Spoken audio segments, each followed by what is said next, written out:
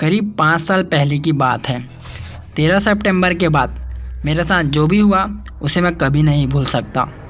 मुझे और मेरी पत्नी को एक लेट नाइट एक फंक्शन में घर से काफ़ी दूर जाना था।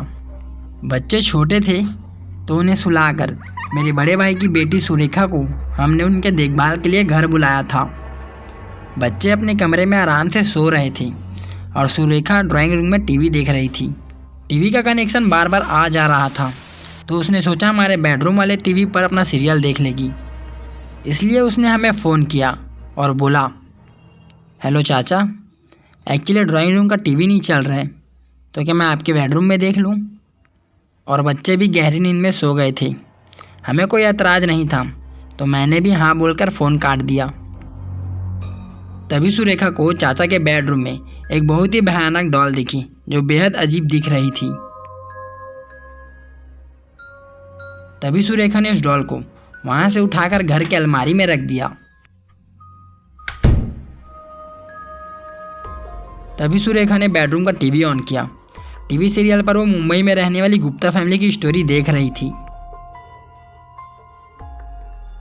तभी अचानक से अलमारी खुल जाती है और वहां रखी हुई डॉल अचानक से टीवी के पास आ जाती है, जिसे देखकर सुरेखा बहुत ज़्यादा घबरा जाती है।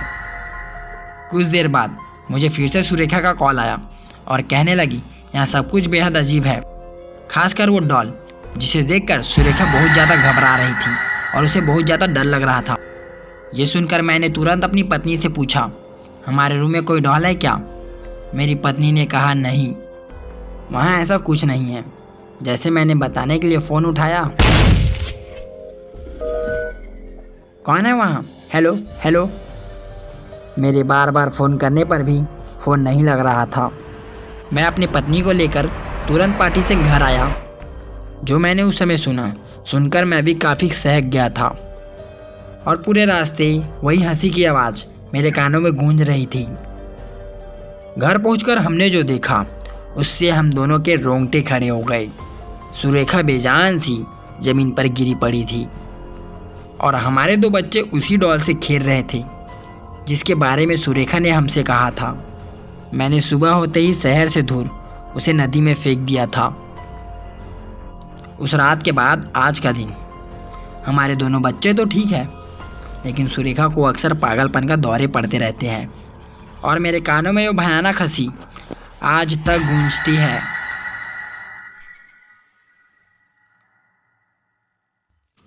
अगर आपको ये कहानी अच्छी लगी तो सब्सक्राइब करें और सुनिए हर संडे एक ऐसी सच्ची हॉरर स्टोरी।